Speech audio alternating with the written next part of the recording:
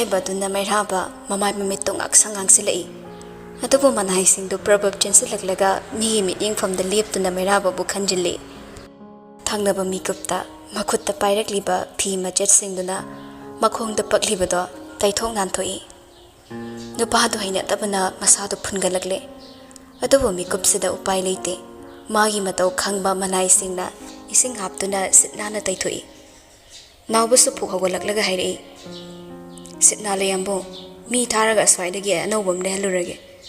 ꯍꯧꯖꯤꯛꯀꯤ ꯑꯣꯏꯅꯗꯤ ꯆꯪꯕꯤꯔꯣ ꯌꯥꯝꯕꯨꯡꯅ ꯆꯪꯗ꯭ꯔꯗꯤ ꯃꯌꯥꯝꯁꯦ ꯂꯣꯏꯅ ꯆꯞ ꯆꯞ ꯂꯦꯞꯇꯨꯅ ꯂꯩꯔꯦ ꯃꯩꯔꯥꯕꯁꯨ ꯌꯦꯡꯂꯛꯏ ꯃꯌꯥꯝꯗꯣ ꯃꯥꯕꯨ ꯉꯥꯏꯔꯤ ꯅꯣꯛꯄ ꯌꯥꯕ ꯅꯣꯛꯎꯔꯒ ꯔꯣꯕꯠ ꯃꯃꯥꯏ ꯃꯃꯤꯠ ꯁꯦꯝꯂꯒ ꯀꯨꯝꯊꯔꯛꯏ ꯑꯅꯤꯗꯨ ꯇꯨꯡꯗ ꯃꯥꯡꯗ ꯂꯥꯛꯂꯦ ꯀꯣꯅꯨꯡꯗꯒꯤ ꯊꯧ ꯄꯨꯕ 4-5 ꯌꯥꯎꯔꯛꯄꯗꯨꯁꯨ ꯇꯨꯡꯗ ꯏꯟꯅꯔꯛꯏ ꯃꯩꯔꯥꯕꯅ ꯃꯥꯡ ꯑꯣꯏꯅ ꯆꯠꯂꯤ ꯒ꯭ꯔꯥꯎꯟꯒꯤ ꯆꯪꯐꯝꯗꯨ ꯍꯦꯛ ꯌꯧꯔꯛꯄꯒ ꯔꯣꯡꯃꯩ ꯂꯩꯁꯥꯁꯤꯡꯒꯤ ꯃꯔꯛꯇꯒꯤ ꯑꯃ ꯆꯪꯁꯤꯜꯂꯛꯂꯒ ꯃꯈꯣꯏꯒꯤ ꯂꯦꯡꯌꯥꯟ ꯑꯃ ꯌꯥꯜꯂꯤ ꯃꯩꯔꯥꯕ ꯅꯣꯛꯏ ꯅꯣꯛꯇ ꯌꯥꯗꯕꯅ ꯃꯔꯤꯡ ꯂꯩꯁꯥꯕꯤ ꯑꯃ ꯆꯪꯉꯛꯂꯒ ꯑꯃꯨꯛ ꯌꯥꯜꯂꯤ ꯃꯥ ꯂꯣꯏꯔꯒ ꯂꯥꯛꯂꯤꯕ ꯑꯇꯩꯗꯨꯗ ꯑꯣꯟꯁꯤꯟꯈꯤ ꯃꯌꯥꯝꯗꯨ ꯂꯦꯡꯌꯥꯟ ꯄꯤꯕ ꯂꯣꯏꯅꯔꯛꯂꯕꯗ ꯇꯥꯡꯈꯨꯜ ꯈꯛꯇ ꯉꯥꯏꯔꯛꯂꯦ ꯇꯥꯡꯈꯨꯜ ꯂꯩꯁꯥꯕꯤꯁꯤꯡꯗꯣ ꯃꯈꯨꯠꯇ ꯂꯦꯡꯌꯥꯟ ꯑꯃꯃꯝ ꯄꯥꯏꯔꯒ ꯆꯪꯂꯛꯏ ꯅꯍꯥꯟ ꯃꯈꯩꯁꯨ ꯐꯖꯈꯤ ꯑꯗꯨꯕꯨ ꯉꯁꯤꯅ ꯑꯃꯨꯛꯀ ꯍꯦꯟꯅ ꯐꯖꯔꯝꯂꯦ ꯑꯃꯨꯟꯕ ꯀꯣꯝꯂꯥ ꯃꯆꯨꯗ ꯌꯥꯛꯁꯤꯟꯕ ꯃꯆꯨꯗꯣ ꯇꯉꯥꯡ ꯅꯧꯔꯕ ꯀꯨꯆꯨꯗꯨꯗ ꯑꯣꯟꯊꯣꯛꯅ ꯆꯥꯟꯅ ꯆꯨꯅꯕ ꯑꯣꯏꯈ꯭ꯔꯦ ꯃꯩꯔꯥꯕ ꯌꯦꯡꯂꯣꯏꯒꯦ ꯍꯥꯏꯕꯗꯤ ꯈꯜꯂꯤ ꯑꯗꯨꯕꯨ ꯌꯦꯡꯗꯕꯗꯤ ꯉꯝꯂꯤꯕ꯭ꯔꯥ ꯉꯝꯗꯕꯅ ꯌꯦꯡꯉꯤ ꯂꯥꯏꯖꯅ ꯃꯈꯨꯠꯇ ꯄꯥꯏꯔꯤꯕ ꯂꯦꯡꯌꯥꯟꯗꯣ ꯎꯕꯗ ꯃꯃꯥꯡꯗ ꯌꯥꯜꯂꯝꯕꯁꯤꯡꯗꯣ ꯇꯞꯅ ꯂꯧꯊꯣꯛꯂꯒ ꯅꯥꯎꯕꯗ ꯄꯤꯗꯨꯅ ꯄꯥꯏꯍꯜꯂꯒ ꯑꯁꯥ ꯑꯃꯗ ꯂꯦꯞꯂꯤ ꯂꯥꯏꯖꯁꯨ ꯃꯈꯣꯏꯒꯤ ꯅꯥꯛꯇ ꯆꯪꯁꯤꯜꯂꯛꯏ ꯃꯥꯕꯨ ꯃꯨꯟꯅ ꯌꯦꯡꯂꯒ ꯆꯪꯂꯛꯄꯗ ꯎꯕꯗ ꯃꯤꯍꯨꯜꯗꯣ ꯇꯅꯤꯛꯀꯁꯨ ꯆꯣꯡꯂꯤ ꯅꯨꯄꯥꯗꯣ ꯑꯗꯨꯕꯨ ꯃꯗꯨꯒꯤ ꯑꯣꯟꯅ ꯇꯩꯅꯕꯗ ꯅꯨꯄꯤꯗꯣ ꯅꯣꯛꯅꯤꯡꯗ ꯅꯣꯛꯐꯦꯠ ꯇꯧꯁꯤꯜꯂꯝꯂꯒ ꯃꯁꯥꯗꯨ ꯐꯠ ꯊꯩꯗꯣꯛꯂꯒ ꯃꯩꯔꯥꯕꯒꯤ ꯅꯥꯀꯟꯗ ꯂꯦꯞꯂꯤꯕ ꯔꯣꯕꯠꯀꯤ ꯉꯛꯁꯝꯗ ꯃꯈꯨꯠꯅ ꯄꯥꯏꯔꯛꯄ ꯂꯦꯡꯌꯥꯟꯗꯣ ꯊꯣꯛ ꯍꯨꯛꯆꯤꯜꯂꯤ ꯅꯍꯥꯟ ꯅꯨꯃꯤꯗꯥꯡ ꯑꯗꯨꯗ ꯀꯔꯤ ꯋꯥꯕꯨ ꯆꯤꯂꯣꯛꯅꯈ꯭ꯔꯕꯅꯣ ꯔꯣꯕꯠꯀꯤ ꯌꯥꯝ ꯆꯥꯟꯅꯈ꯭ꯔꯦ ꯅꯣꯛꯃꯤ ꯃꯈꯨꯠ ꯇꯤꯡꯊꯣꯛꯏ ꯗꯗꯥ ꯋꯦꯜꯀꯝ ꯇꯨ ꯐꯨꯡꯌꯥꯔ ꯔꯣꯕꯠꯁꯨ ꯅꯣꯛꯃꯤ ꯃꯈꯨꯠ ꯅꯥꯝꯃꯅ ꯂꯨꯈꯝꯗ ꯅꯥꯜꯂꯒ ꯃꯈꯨꯠ ꯑꯣꯏꯗꯣ ꯇꯤꯡꯊꯣꯛꯂꯒ ꯂꯥꯏꯖꯗ ꯍꯦꯟꯁꯦꯛ ꯇꯧꯏ ꯃꯈꯣꯏ ꯑꯅꯤꯒꯤ ꯃꯇꯧ ꯌꯦꯡꯂꯝꯕ ꯅꯨꯄꯥꯗꯣ ꯑꯋꯣꯟ ꯍꯨꯛꯆꯤꯜꯂꯛꯄ ꯂꯦꯡꯌꯥꯟꯗꯣ ꯅꯥꯀꯟꯅ ꯊꯥꯔꯤꯕ ꯃꯆꯤ ꯑꯃꯗ ꯄꯥꯏꯗꯨꯅ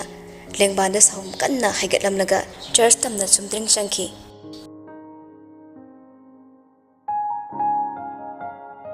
ꯈꯥꯎꯗꯣꯛꯈ꯭ꯔꯕ ꯂꯧꯕꯨꯛꯀꯤ ꯆꯔꯨꯈꯣꯛꯇ ꯇꯅꯤꯛ ꯄꯛꯂꯝꯕ ꯑꯌꯨꯛꯀꯤ ꯂꯤꯛꯂꯥꯅꯁꯨ ꯏꯪꯍꯟꯕ ꯉꯝꯈꯤꯗ꯭ꯔꯕ ꯊꯋꯥꯏ ꯃꯆꯥꯗꯣ ꯅꯨꯡꯁꯤꯕꯅ ꯂꯝꯖꯤꯡꯂꯛꯄ ꯃꯤꯀꯨꯞꯇ ꯃꯥꯂꯦꯝ ꯑꯁꯦ ꯎꯟꯒꯤ ꯇꯥꯏꯕꯪ ꯑꯣꯜꯂꯛꯄꯒꯨꯝꯅ ꯆꯤꯡꯁꯤꯟꯕ ꯃꯈꯩ ꯏꯪꯍꯟꯕ ꯉꯝꯂꯤꯕ ꯃꯒꯨꯟ ꯑꯗꯣ ꯀꯌꯥꯗ ꯂꯥꯏꯊꯣꯛꯂꯨꯕ ꯏꯝꯐꯥꯜꯗ ꯈꯖꯤꯛ ꯈꯤꯛꯂꯤꯕ ꯅꯣꯡꯗꯨꯅ ꯍꯩꯔꯥꯡ ꯂꯩꯔꯥꯡ ꯏꯅꯧ ꯅꯧꯍꯜꯂꯤ ꯁꯪꯂꯤꯕ ꯂꯩꯃꯥꯏꯗ ꯅꯥꯄꯤꯅ ꯅꯣꯡꯒꯤ ꯃꯔꯤꯛ ꯑꯣꯛꯇꯨꯅ ꯆꯞ ꯂꯦꯞꯄꯗꯣ ꯏꯪꯍꯟꯕꯇ ꯅꯠꯇꯅ ꯄꯨꯛꯅꯤꯡ ꯍꯨꯕ ꯃꯁꯛꯅꯤ ꯑꯗꯨꯕꯨ ꯃꯩꯁꯥ ꯂꯥꯡꯂꯕ ꯀꯣꯅꯨꯡꯗ ꯑꯗꯨꯒꯨꯝꯕ ꯃꯤꯀꯨꯞꯇꯣ ꯏꯪꯊꯕ ꯉꯝꯗꯦ ꯉꯁꯤꯁꯨ ꯎꯈ꯭ꯔꯨꯜꯒꯤ ꯊꯧꯔꯝꯗꯣ ꯃꯩꯔꯥꯕꯅ ꯃꯍꯨꯠ ꯁꯤꯜꯂꯒ ꯆꯠꯈ꯭ꯔꯦ ꯇꯥꯕꯗ ꯅꯨꯡꯁꯤ ꯁꯥꯎꯅꯤꯡꯕꯅ ꯂꯣꯏꯔꯦ ꯃꯅꯥꯛꯇꯁꯨ ꯂꯥꯛꯇ꯭ꯔꯕ ꯃꯥꯅ ꯆꯠꯄꯗꯁꯨ ꯎꯅꯒꯦ ꯐꯪꯗ꯭ꯔꯕ ꯃꯄꯨꯔꯣꯏꯕꯕꯨ ꯎꯅꯒꯦ ꯈꯟꯅ ꯆꯞ ꯌꯨꯡꯅ ꯂꯦꯞꯇꯨꯅ ꯂꯣꯌꯨꯝꯕꯒꯤ ꯂꯩꯐꯝ ꯇꯝꯅ ꯂꯥꯛꯏ ꯊꯣꯡꯖꯤꯜ ꯌꯧꯕꯗ ꯃꯥꯕꯨ ꯊꯜꯂꯤ ꯌꯥꯃꯨꯡꯁꯅ ꯀꯌꯥ ꯆꯦꯞꯂꯤ ꯀꯅꯥꯁꯨ ꯆꯪꯍꯜꯂꯛꯀꯅꯨ ꯇꯥꯛꯄꯤꯔꯛꯏ ꯅꯨꯡꯁꯤ ꯃꯃꯤꯠ ꯈꯥꯅ ꯌꯦꯡꯂꯒ ꯅꯪ ꯑꯩꯕꯨ ꯃꯁꯛ ꯈꯪꯗꯕ꯭ꯔꯥ ꯏꯄꯨꯔꯣꯏꯕꯒꯤ ꯅꯥꯛꯇ ꯆꯪꯅꯤꯡꯕ ꯃꯇꯝꯗ ꯆꯪꯕꯗ ꯅꯪꯅ ꯀꯔꯤ ꯅꯇꯤꯛ ꯂꯩꯗꯨꯅ ꯊꯤꯡꯂꯤꯕ ꯀꯣꯅꯨꯡꯁꯤꯗ ꯃꯈꯥ ꯇꯥꯅ ꯂꯩꯅꯤꯡꯂꯕꯗꯤ ꯑꯩꯒꯤ ꯂꯝꯕꯤ ꯊꯠꯀꯅꯨ ꯃꯗꯨꯗ ꯐꯥꯎꯕ ꯅꯨꯄꯥꯗꯨ ꯍꯟꯗꯣꯛꯇꯦ ꯑꯗꯨꯕꯨ ꯅꯨꯡꯁꯤ ꯑꯅꯝ ꯀꯟꯅ ꯃꯤ ꯂꯦꯞꯂꯤꯕꯗꯣ ꯁꯨꯝꯗ꯭ꯔꯤꯡ ꯆꯪꯁꯤꯜꯂꯛꯏ ꯅꯨꯡꯁꯤꯕꯨ ꯁꯣꯛꯂꯨꯕ ꯊꯦꯡꯂꯨꯕ ꯌꯥꯗꯕꯅ ꯅꯨꯄꯥꯗꯣ ꯈꯣꯡꯐꯝ ꯈꯖꯤꯛ ꯂꯦꯡꯉꯤ ꯃꯗꯨꯒꯤ ꯇꯥꯟꯖꯥ ꯂꯧꯔꯒ ꯃꯅꯨꯡꯗ ꯄ꯭ꯔꯕꯞ ꯆꯪꯁꯤꯜꯂꯛꯂꯦ ꯂꯣꯌꯨꯝꯕ ꯍꯤꯞꯂꯝꯗꯦ ꯁꯣꯐꯥꯗꯨꯗ ꯏꯔꯦꯟꯖꯅ ꯐꯝꯂꯒ ꯂꯥꯏꯔꯤꯛ ꯑꯃ ꯌꯦꯡꯗꯨꯅ ꯂꯩꯔꯝꯃꯤ ꯅꯨꯡꯁꯤ ꯆꯪꯂꯛꯏ ꯍꯥꯏꯕ ꯃꯥ ꯈꯪꯉꯤ ꯑꯗꯨꯕꯨ ꯃꯤꯠꯆꯤꯅ ꯌꯦꯡꯂꯛꯇꯦ ꯅꯨꯄꯤꯗꯨꯁꯨ ꯂꯣꯌꯨꯝꯕꯒꯤ ꯇꯨꯡ ꯑꯣꯏꯅ ꯆꯞ ꯂꯦꯞꯂꯒ ꯍꯥꯏꯔꯛꯏ ꯀꯔꯤꯅꯣ ꯌꯥꯝꯕꯨꯡꯅ ꯇꯧꯕꯤꯔꯤꯁꯦ ꯀꯥꯁꯤꯗꯒꯤ ꯃꯆꯤ ꯂꯦꯡꯗ꯭ꯔꯕꯗꯤ ꯀꯔꯝꯅ ꯂꯩꯕꯥꯛ ꯑꯃꯗꯤ ꯀꯣꯅꯨꯡꯁꯦ ꯉꯥꯛꯄꯤꯒꯗꯧꯔꯤꯕꯅꯣ ꯑꯗꯨꯝ ꯂꯩꯕꯁꯤꯅ ꯌꯥꯒꯗꯧꯔꯤꯕ꯭ꯔꯥ ꯂꯣꯌꯨꯝꯕ ꯌꯦꯡꯂꯛꯇꯦ ꯃꯊꯧ ꯇꯧꯅ ꯈꯨꯝꯂꯛꯏ ꯑꯩꯗꯤ ꯃꯃꯤꯡꯗꯪꯒꯤ ꯅꯤꯡꯊꯧ ꯑꯣꯏꯔꯕꯅꯤ ꯄꯨꯝꯅꯃꯛ ꯅꯪꯅ ꯂꯣꯏꯅ ꯁꯤꯜꯂꯕꯅꯤನ ꯑꯩꯒꯤ ꯊꯧꯕꯨ ꯂꯩꯔꯤꯕ꯭ꯔꯥꯅꯦ ꯐꯠꯇꯕ ꯇꯧꯔꯨꯕꯅꯤꯅ ꯐꯅ ꯈꯟꯕ ꯉꯝꯗ꯭ꯔꯦ ꯅꯨꯡꯁꯤ ꯃꯥꯕꯨ ꯆꯩꯔꯦ ꯃꯇꯥꯒꯨꯝ ꯈꯨꯝꯂꯛꯏ ꯑꯩ ꯈꯛꯇꯅ ꯀꯣꯅꯨꯡꯁꯤꯕꯨ ꯃꯥꯡꯍꯟꯕꯒꯨꯝ ꯉꯥꯡꯕꯤꯒꯅꯣ ꯃꯤ ꯂꯣꯏꯅꯕ ꯌꯥꯗ꯭ꯔꯤꯕ yeknaba yamlibasidi nanaw ibungodugi matawunani hantak mukti loyumbado lairik fat khumjinkhraga phamlambadagi fohogole nungshi mikupsi phawba nangna konungsidagi lengdana leiribase aina nangbu nungsibagi matik adunani nang ai nungsinaduna longna lainarakpa nate hainaduna inakta laklubuso nangbu aina yam nungsi aigi nungsibasina pal oina thattuna leikibana naralna pot pharba nangbu mafamsidagi machi lenghandana thablibani mama sakpi nangna nanawgi soiba semdokki ningdana asoiba thangjilaga leiriba kaigino nangna haiba konungi fanabani haibadubu masira nushi khumde khumba ngamde loyumba tapna makha tarai athauba imungna tungda sap leptuna leiramba sana kono ngasidi tapna marai saitharagli khumangi monga gaisen oiduna konungna hena mapangal kannaba wa hodorokpasu nangnani adubu khuman singna khaliba wakhaldo khanglakpadagi nangna makhoibu pamlaktawani makhoibu lapthokhanaba khulai tirakpada nangna paksinda sizindani yani khalubu khulai duna khwaidagi sauba nangbu mangan mangamba khulai oiramduna ngasidi mamai haigatuna khulai duna nangbu hatkadore hojik nangna pamlibase khuman gyana duna luhongbase thujinba natra magi wakhal pumnama khanglambada nungsingai adubu taptharaktuna hairi pumnamaki phanabani ambo aigi wasa thajabiyo ai soikri haiba amna munna khangi adubu asoibado hangatlaga semdokluba yaroi athoba matamda luhongbase leplaga chaithokliba imungsingsibbo punna mungtang tasinaba honase khumangi nakalda leiriba mi khudima konungsigi tungda thamlabadi ningsena kari tawba ngamgani nangi yeknabasi ningsena mo oirabra angangsingduna nangonda kayamuk yamna kairaklage makhoigi khulda makhoigi thokpa icham chamda hingjaba imungduda nangna hanjin muknagi khalibado thado ningkhaibu makhai nungai aifaba imungdugi machalna lairaba punse amada hinglambagi maning thonglamoidabado madu khakta khanbada thamoi khutung surungani adubu hatnabu honarambasiddadi karamba mabungna khangduna leigani ai oirabasu adumak tawgani makha tana konungsibu manghanaba singano khumanga lepna kiba luhongbado yamna thuna khongpum hadoknaba imungani unabagi tanja amaselu wahisingdu tabada nungsi ipapa khatkre pakhana khummi ta aido kiba wabu karamna hongani madu yambungna yarabasu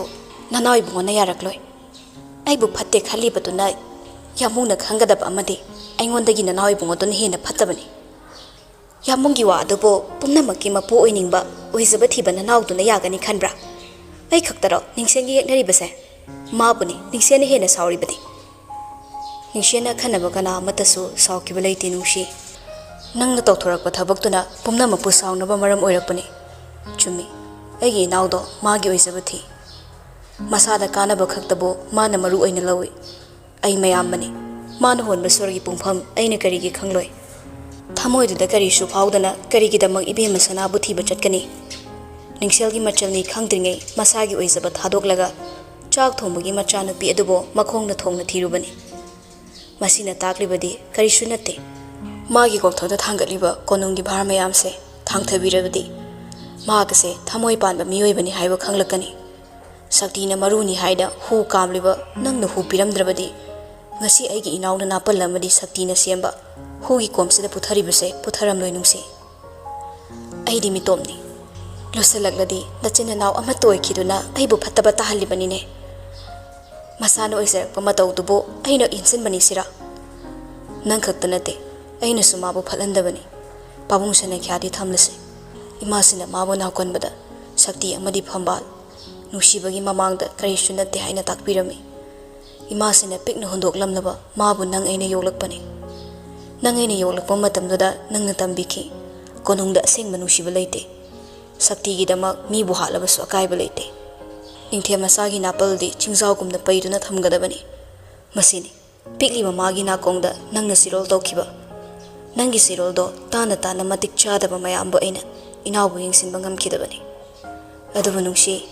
aikhoi ani chirol leprase tapna wangkhalakliba mairi asina nongdol yongna konungse tumna saktringi aikhoi leplase nanawda chirol tawba leplase asi hairamlaga loyumba hanagum tapna phanthakre pi ira thanglaba mamitto makhuna tapna mensilaga thammi loyumba ningamdabana yomle mamabu ningsinglei manaw khaktagi khanduna ngangi haiba waromda puthoklaga ꯅꯨꯡꯁꯤ ꯄꯦꯟꯖꯗꯨꯅ ꯃꯄꯤ ꯇꯥꯔꯛꯂꯦ ꯂꯣꯌꯨꯝꯕꯅ ꯂꯤꯁꯤꯡꯂꯛ ꯍꯥꯏꯗꯨꯅꯁꯨ ꯇꯥꯔꯔꯣꯏ ꯈꯟꯈ꯭ꯔꯦ ꯃꯥꯁꯨ ꯃꯥꯒꯤ ꯑꯁꯣꯏꯕ ꯁꯛꯇꯤ ꯁꯤꯖꯤꯟꯅꯔꯒ ꯃꯁꯥ ꯀꯟꯖꯅꯕ ꯂꯣꯌꯨꯝꯕꯒꯤ ꯋꯥ ꯇꯥꯗ ꯐꯦꯠ ꯍꯥꯏꯗꯣꯛꯂꯒ ꯆꯠꯈꯤ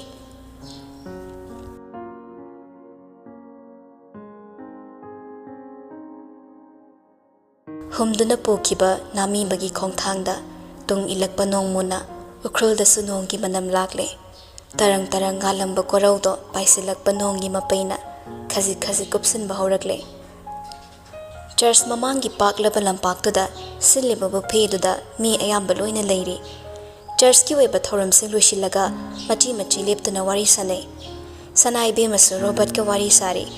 ꯌꯥꯝꯅ ꯍꯔꯥꯎ ꯍꯔꯥꯎ ꯅꯣꯛꯂꯒ ꯋꯥꯔꯤ ꯁꯥꯔꯤꯕꯗꯣ ꯂꯥꯞꯇꯛꯅ ꯂꯩꯔꯤꯕ ꯃꯩꯔꯥꯕꯅ ꯃꯌꯦꯛ ꯁꯦꯡꯅ ꯎꯏ ꯃꯥꯒꯤ ꯅꯥꯛꯇ ꯂꯦꯞꯂꯤꯕ ꯃꯤꯁꯤꯡꯗꯨꯅ ꯉꯥꯡꯂꯤꯕ ꯋꯥꯗꯨ ꯏꯇꯥ ꯇꯥꯁꯤꯟꯗꯦ ꯀꯣꯛꯇꯨ ꯃꯐꯝ ꯑꯁ꯭ꯋꯥꯏꯗ ꯁꯨꯝ ꯊꯝꯕ ꯉꯝꯂꯛꯇ꯭ꯔꯕꯗ ꯑꯅꯤꯗꯨꯒꯤ ꯃꯅꯥꯛꯇ ꯆꯪꯒꯦ ꯈꯟꯅ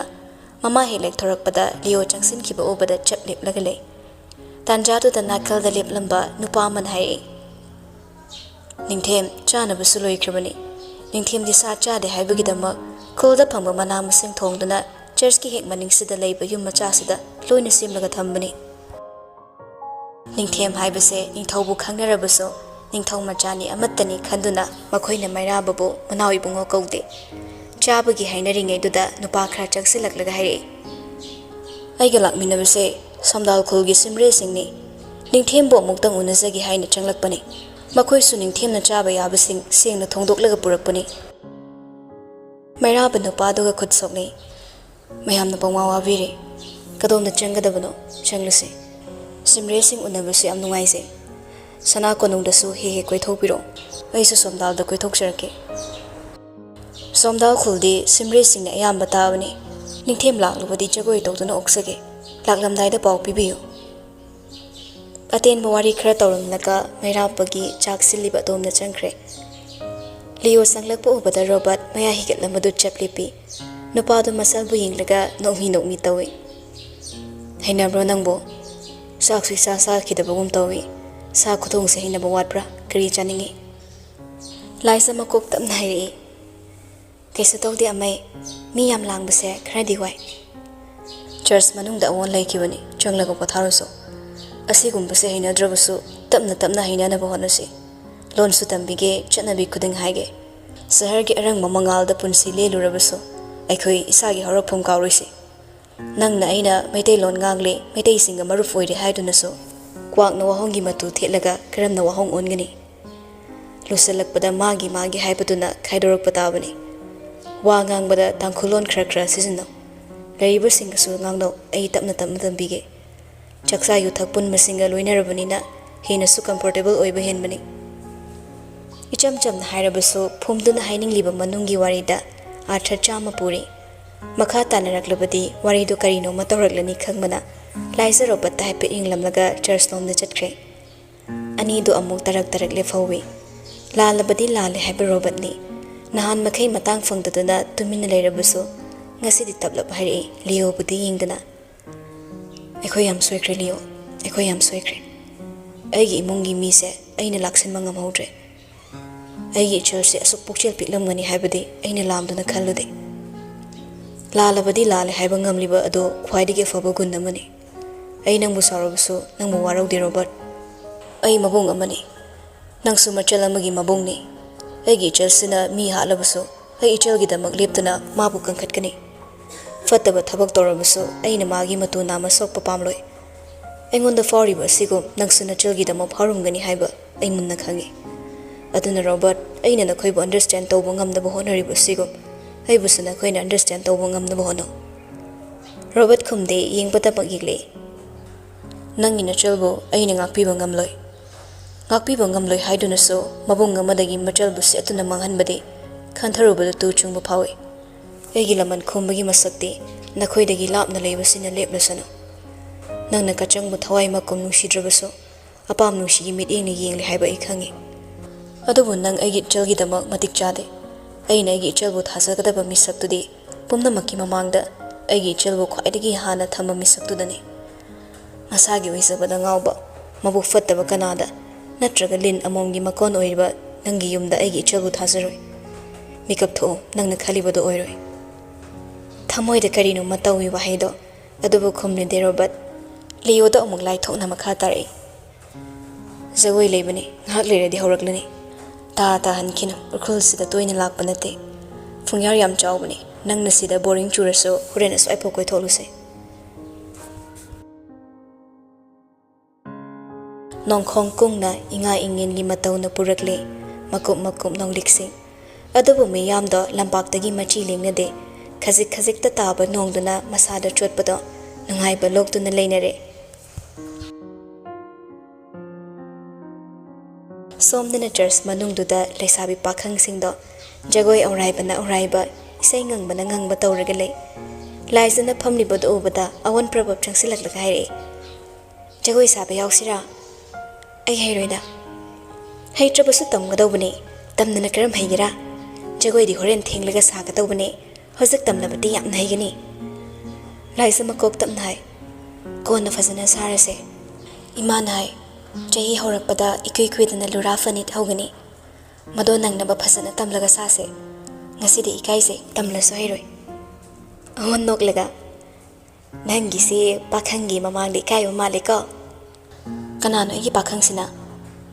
ningthe machado nangi pakhangi haiba khangi mana nangbu munna yengbado aina karamna oirogera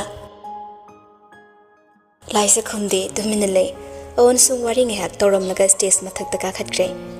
Mapanda lehoba misingdo tabli church manungda sum sangsilakpaduda minin namakok ngawraktuna phamlambadagi hagotuna thorakle church tugi paliba maning thongdu phawdore aduki matik sawkhre church to maning thong phawduklaga ugi yum amale nakaldana meeting to phumgum saba yum amasu leiri chaksang macha amasu maraktuda thammi maning du mi khar chiklamle thoromdi mamangda sinbana Tili churiba nonglaktuda laisa makok tapna cholaklabadi Pararoi khanda inliba fiduna makok tu khasiktang kupsile Church amadi ugi yum aduga samnariba lampak matiktuda tapna chatpada urei yum dugi manakta horiba noba makhongduda leplaga masagi makhuttuda munna yengliba nupado thanglamba khongthang sap lepi church romda hallage khanda mamaidu leitoi adu mana karigumba ma ukhibagum tawbaduda Taha onsilaktuni yengli uri makuto ina ingang libado pakhatloi khanna pakhattaba ngamde manakta changloi khanna khongthangdo prabab thangli mi lakpagi sahomduda yenglakpa nupaduso lakliba nupido obada makhutu tungna satlo sile laija sangsilaklaga leptun haire khutto mahik sanglani maira bakhomlakti magi haunaba nathawra nasilla haibato tawkidre tumin leplaga lei Maga wangang na bada kadang choklaga tokani khangbana laisa hoi mai hairamda mirabagi makhut nama paiduna taplong chingi mana mang tharaga ugi yumdu tamna chingduna chatli chak sinma maphamduni chakti tokna khramale midi leramdre mayam langna batuta mirabado soidana le thaduna lehawba oirangmani khalle nupadugi makhutta thadokte chair amada phammallaga maphamduda kari legi yingli Karisu ude hidak langtha karisu leite matawduda laisa phirei de yeplak parumando khangni ningsilakduna lauthoklega mirabagi nakta prabab changle hoi mai haida mamit makhutto lawraga rumaldo tapni asile kedobada soklino khudyai semaya kare thong thingsinbada chapkhiba mabu yengni na khumlakpani nupidu su yingle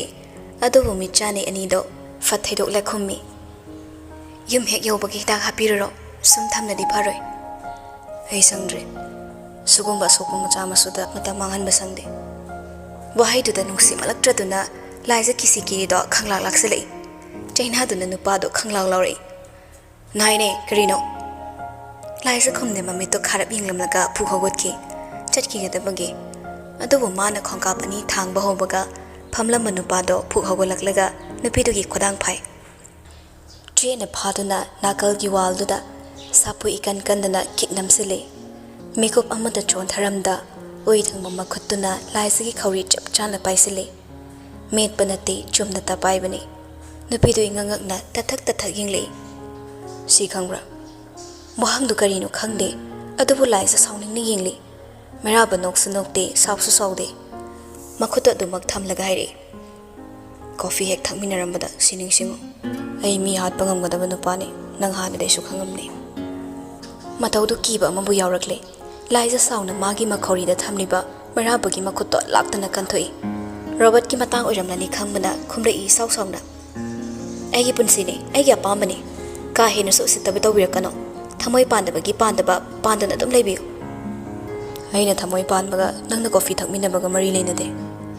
ai wucha khalamaga nangna nuari sikaina manau ibungobu aiga kari thoknaduna aigi thawna chakhangadoribano hai ki badai ai se kari sunatena yam lau ki badai aigi wa maru oidena nabung angau poduna ingonda khana horiside nang kari mata khangdene aina du khak hairubagidi koma ama phawatana ningsingni ne nang kari khona thabiribado nabung angau ba kaide hairakano ibung sigum aigi khanbiba kana su leite matungda aigi mangda amaida khona kan basinarakpada aina kedoge ngo mera ba saurakti noning le nang nei wonda kedong hamduiba napido sauna khomi khanbani adubu ngam kidre mera bada warurap yenglam laga haire kaisa dore aina wonda kaisa tawba ngamloi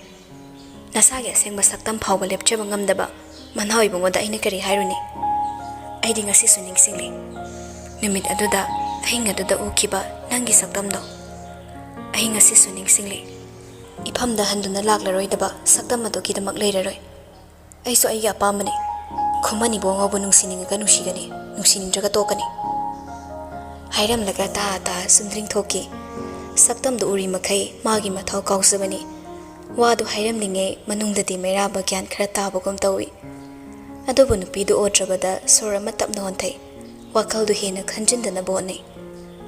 masu satlagi khanna khongdu hek thangge tawbaga ta thokiba nupido hotana chensilakle wala nganglamda merabagi khodang tap paiduna laktana chinglaga kage kakhu machadu da yumsarambagi marol yunglaga thamliba tomda hutlaisile ani du mai onsina duna lepi torokliba matawduda meraba makok ngaudun hangle karino nang torisibo khonjel do hongna thadorakpaduda laisa makhuning kaklap tawduna merabagi machin meli ta laisilaklaga nasun pikne khumi amai lai ibani maksira sa hebro saida wadu hairam laga khajiktang amuk lai thokduna yengli mabung yengna bo naringe wangkhaliba khuning ado lai thektuna tusinge tawi merabana khulai thuna makhangduda khangkon konsilaklaga chumna lephalle laisa masadu handokpham leite merabana mabu munna yengli bado khangi hangatna yenglakti sor honboi hondaboi tumin lepi matawdu than meraba oningum kai bung hanglei nabung se du yam kibra pisum su inupido aidi kai su tawroi manai bunga ti hinglaroi nangi damak lot pibani amaina nang busuk ya yatrabani wahai du tabada sutawai kai boy meraba mamai du non tharaga noi marai bakna thiriso non tharuba miti hingda laisagi kotlap tawu prittuda mafam chatana leibado hek urure tofom khangda mamai du hut leithoi wala ngangda nupiduna illiba phida machi ma paikhalaga khawri du yat sinbiri nupidu su ikai boy kai boy pakhat boy makhunna khawri du da pairaga phidu hina samjili nabung du hondo omaga konung da leirlo konung du hondo omaga ukhru da leirlo noi yu ukhru sina ke am nungai radana konung chama dagi hina nungai ina khunbagi macha loi kibade kaka chawo se ika kaw tholene hei payam sabir kanada pau dum phauna sei imphal gi yumduda babas leimina zaro dawdo ipa do noi konung daga lehello ai gi luhomagi arang phamoi basu toklani aduk yam pam sara baduda kari arang pham darkar tarino si dawki phatraso kanthok tun atum thambiri duni handaki wahai du mera bakhangi mana ton da kari su tokde haipagi damangni wakhal da ningsingi matai mana tawkiba tonna utkiba thawong singdo adebu kari gumba mana sauning haina makhoida hen matawrubada konungni matroi tarani ngak tumi leram laga hairi hayeng konung da lao ai su ningsen changba yaro habi khrabadai nangi na pungdu yam nungside ai gi pungna su nangbu nungside ai bu mawon da nungsibiyo haija kibrane laisa khumlaktre nasun pikna saramba wari da lepkre marabusu laisa gi mamai du da tattana yengli sangtakna tarau pangliba mamit ani do yeningduna talehelli tholaba chimbal aduna tophom khangda haifam khangda amuk chiksin amuk thadok tawduna leibado ꯃꯩꯔꯥꯕ ꯃꯨꯟꯅ ꯉꯥꯏꯍꯥꯛ ꯌꯦꯡꯂꯝꯂꯒ ꯍꯥꯏꯔꯛꯏ ꯍꯌꯦꯡ ꯁꯣꯏꯗꯅ ꯂꯥꯛꯑꯣ ꯀꯗꯝꯕꯗꯨ ꯂꯨꯅ ꯇꯧꯕꯤꯌꯨ ꯋꯥꯍꯩꯗꯨꯗ ꯂꯥꯏꯁꯦ ꯈꯪꯌꯦꯡ ꯌꯦꯡꯂꯛꯏ ꯃꯩꯔꯥꯕ ꯁꯣꯔ ꯇꯞꯅ ꯍꯣꯟꯊꯔꯒ ꯁꯒꯣꯜꯗꯣ ꯅꯪꯒꯤꯅꯤ ꯍꯛꯊꯦꯡꯅꯅ ꯊꯦꯡꯅꯗ꯭ꯔꯁꯨ ꯁꯒꯣꯜꯗꯣ ꯄꯨꯈꯤꯕꯗ ꯅꯪ ꯌꯥꯝ ꯀꯞꯍꯧꯏ ꯍꯥꯏꯅ ꯏꯃꯥꯁꯤꯅ ꯍꯥꯏꯔꯝꯃꯤ ꯃꯄꯨ ꯑꯁꯦꯡꯕꯒꯤ ꯅꯥꯛꯇ ꯂꯩꯖꯕꯅ ꯐꯔꯦ ꯃꯅꯥꯎ ꯏꯕꯨꯡꯉꯣꯅ ꯑꯗꯨꯛ ꯂꯨꯅ ꯇꯧꯕꯤꯔꯤꯕꯗꯨꯅꯤ ꯑꯩꯒꯤ ꯅꯥꯛꯇ ꯂꯩꯕ ꯍꯩꯅꯔꯔꯣꯏ ꯑꯗꯨꯕꯨ ꯅꯪꯅꯗꯤ ꯄꯥꯝꯂꯝꯃꯤꯗꯅ ꯑꯩꯅ ꯄꯥꯝꯃꯤ ꯍꯥꯏꯗꯨꯅꯕꯨ ꯑꯩꯒꯤ ꯅꯤꯡꯕ ꯂꯣꯏꯅ ꯊꯨꯡꯅꯗ꯭ꯔꯥ ꯃꯩꯔꯥꯕ ꯆꯞ ꯑꯃꯨꯛ ꯂꯦꯞꯈ꯭ꯔꯦ ꯃꯥꯒꯤꯁꯨ ꯑꯣꯏꯗ ꯃꯤꯒꯤꯁꯨ ꯑꯣꯏꯍꯟꯅꯤꯡꯗ ꯃꯤꯀꯨꯞꯇꯨꯗ ꯄꯨꯟꯁꯤ ꯆꯨꯞꯄ ꯂꯩꯍꯟꯅꯤꯡꯂꯛꯏ ꯃꯄꯥꯜꯗ ꯊꯣꯛꯂꯒ ꯍꯣꯡꯗꯕ ꯌꯥꯔꯔꯣꯏꯗꯕ ꯁꯛꯇꯝ ꯑꯗꯨꯅ ꯂꯥꯏꯖꯕꯨ ꯑꯁꯨꯛ ꯅꯛꯅ ꯌꯦꯡꯕ ꯐꯪꯂꯔꯣꯏ ꯅꯨꯄꯤꯗꯨꯁꯨ ꯃꯉꯛ ꯈꯖꯤꯛꯇꯪ ꯂꯩꯊꯣꯛꯂ ꯌꯦꯡꯉꯤ ꯂꯤꯌꯣ ꯍꯣꯏꯗꯣ ꯊꯣꯛꯈꯤꯔꯝꯂꯦ ꯃꯇꯧꯗꯨꯗ ꯃꯩꯔꯥꯕꯗꯒꯤ ꯃꯁꯥꯗꯨ ꯇꯞꯅ ꯇꯞꯅ ꯂꯥꯞꯊꯣꯛꯏ ꯂꯥꯞꯊꯣꯛꯍꯟꯅꯤꯡꯗꯕ ꯐꯥꯎꯔꯛꯏ ꯆꯠꯍꯟꯅꯤꯡꯂꯛꯇꯦ ꯃꯅꯥꯛꯇꯒꯤ ꯋꯥꯈꯜ ꯑꯅꯤ ꯂꯣꯡꯂꯛꯏ ꯄꯨꯛꯅꯤꯡꯒ ꯊꯃꯣꯏꯒ ꯈꯠꯅꯔꯛꯏ ꯈꯖꯤꯛ ꯈꯖꯤꯛꯇꯒꯤ ꯂꯥꯏꯖ ꯃꯁꯥꯗꯨ ꯄꯨꯡꯂꯥꯞ ꯂꯥꯞꯊꯣꯛꯂꯒ ꯃꯥꯡ ꯊꯥꯗꯨꯅ ꯆꯠꯄ ꯍꯧꯈ꯭ꯔꯦ ꯃꯩꯔꯥꯕ ꯉꯥꯏꯍꯥꯛ ꯇꯨꯃꯤꯟ ꯂꯦꯞꯂꯒ ꯈꯣꯡꯊꯥꯡ ꯂꯥꯎꯅ ꯊꯥꯡꯗꯨꯅ ꯃꯥꯡꯗ ꯆꯠꯂꯤꯕ ꯅꯨꯄꯤꯗꯨꯒꯤ ꯈꯨꯗꯥꯡ ꯇꯥꯞ ꯐꯥꯏ ꯅꯨꯄꯤꯗꯨꯁꯨ ꯏꯉꯛ ꯉꯛꯅ ꯑꯣꯟꯊꯣꯔꯛꯏ ꯋꯥꯍꯩ ꯑꯣꯏꯅ ꯍꯥꯏꯕꯗꯤ ꯉꯝꯗꯦ ꯁꯦꯝꯖꯤꯟ ꯁꯥꯖꯤꯜꯂꯒ ꯄꯨꯛꯅꯤꯡꯒꯤ ꯋꯥꯔꯤ ꯇꯝꯊꯣꯛꯄ ꯍꯩꯇꯦ ꯉꯥꯏꯍꯥꯛ ꯃꯨꯟꯅ ꯌꯦꯡꯂꯝꯂꯒ ꯃꯁꯥꯗꯨ ꯈꯖꯤꯛ ꯅꯣꯟꯊꯔꯛꯂꯒ ꯃꯥꯒꯤ ꯆꯤꯡꯕꯥꯜꯗꯨꯅ ꯁꯅꯥ ꯏꯕꯦꯝꯃꯒꯤ ꯑꯣꯏ ꯊꯪꯕ ꯅꯥꯀꯣꯡꯗ ꯇꯞ ꯅꯞꯁꯤꯜꯂꯒ ꯆꯪꯁꯤꯜꯂꯒ ꯍꯥꯏꯔꯛꯏ ꯀꯣꯐꯤ ꯊꯛꯃꯤꯟꯅꯔꯝꯕ ꯌꯥꯔꯣꯏ ꯂꯥꯏꯁꯦ ꯏꯀꯥꯏꯒꯤ ꯌꯥꯅꯔꯛꯂꯦ ꯇꯨ ꯈ꯭ꯌꯥꯎ ꯁꯨꯝꯈꯤꯗꯨꯅ ꯆꯞ ꯂꯦꯞꯂꯒ ꯂꯩꯈ꯭ꯔꯦ ꯅꯨꯄꯥꯗꯨꯒꯤ ꯈꯪꯍꯧꯗ ꯃꯇꯧꯗ ꯅꯣꯛꯅꯤꯡꯕꯁꯨ ꯐꯥꯎꯔꯛꯏ ꯏꯀꯥꯏ ꯈꯥꯡꯗ ꯅꯣꯛꯂꯒ ꯃꯈꯨꯠꯇꯨ ꯁꯠꯇꯣꯛꯅꯕ ꯍꯣꯠꯅꯩ ꯑꯗꯨꯕꯨ ꯃꯥꯅ ꯁꯠꯇ꯭ꯔꯤꯉꯩ ꯇꯨꯡꯗꯒꯤ ꯇꯍꯥ ꯇꯍꯥ ꯆꯪꯂꯛꯄ ꯂꯤꯌꯣꯅ ꯃꯩꯔꯥꯕꯅ ꯄꯥꯏꯔꯤꯕ ꯃꯈꯨꯠꯇꯨ ꯂꯥꯛꯇꯅ ꯆꯤꯡꯊꯣꯛꯂꯒ ꯅꯨꯄꯥꯗꯨꯒꯤ ꯌꯦꯠ ꯊꯪꯕ ꯃꯃꯥꯏꯗ ꯁꯥꯐꯨ ꯀꯟꯅ ꯀꯤꯟꯅ ꯊꯤꯟꯖꯤꯜꯂꯤ ꯁꯨꯈꯪ ꯈꯪꯍꯧꯗꯕ ꯃꯇꯧꯗ ꯃꯩꯔꯥꯕ ꯇꯨꯡꯍꯜꯂꯤ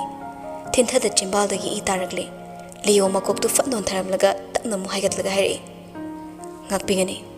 ꯊꯤꯟꯈꯤꯕ ꯀꯤꯟꯗꯣ ꯃꯅꯥꯎ ꯏꯕꯨꯡꯉꯣꯗ ꯅꯠꯆꯗꯦ ꯑꯩꯒꯤ ꯏꯆꯜꯒꯤ ꯈꯨꯗꯥꯡ ꯐꯥꯔꯝꯕ ꯃꯩꯔꯥꯕꯗꯅꯤ ꯑꯁꯤ ꯍꯥꯏꯔꯒ ꯃꯆꯜꯗ ꯑꯣꯟꯁꯤꯜꯂꯛꯏ ꯃꯥꯡ ꯊꯥꯔꯣ ꯂꯥꯏꯁꯦ ꯃꯆꯤ ꯂꯦꯡꯗꯦ ꯇꯊꯛ ꯇꯊꯛ ꯌꯦꯡꯗꯨꯅ ꯀꯧꯔꯛꯏ ꯑꯃꯦ ꯃꯥꯡ ꯊꯥꯔꯣ ꯍꯥꯏꯕꯅꯤ ꯁꯅꯥ ꯈꯪꯂꯥꯎ ꯂꯥꯎꯈꯠꯂꯛꯄꯗ ꯂꯥꯏꯁꯦ ꯃꯁꯥꯗꯨ ꯏꯈꯪ ꯈꯪꯉꯤ ꯑꯗꯨꯕꯨ ꯃꯆꯤ ꯂꯦꯡꯗ ꯃꯩꯔꯥꯕꯗ ꯌꯦꯡꯂꯒ ꯂꯩ ꯃꯇꯧꯗꯨꯗ ꯂꯤꯌꯣ ꯃꯆꯜꯗ ꯑꯍꯦꯟꯕ ꯈꯣꯟ ꯉꯥꯡꯅꯤꯡꯗ꯭ꯔꯗꯨꯅ ꯍꯣꯏ ꯃꯥꯏꯍꯥꯏꯗ ꯈꯨꯗꯥꯡ ꯇꯥꯞ ꯄꯥꯏꯗꯨꯅ ꯆꯤꯡꯈ꯭ꯔꯦ ꯁꯅꯥ ꯏꯕꯦꯝꯃꯗꯣ ꯎꯄꯥꯏ ꯂꯩꯇ ꯃꯩꯔꯥꯕꯕꯨ ꯑꯃꯨꯛꯇꯪ ꯍꯟꯅ ꯌꯦꯡꯂꯝꯂꯒ ꯂꯤꯌꯣꯅ ꯆꯤꯡꯂꯤꯕꯗꯣ ꯃꯁꯥꯅ ꯌꯥꯅ ꯏꯅꯈꯤ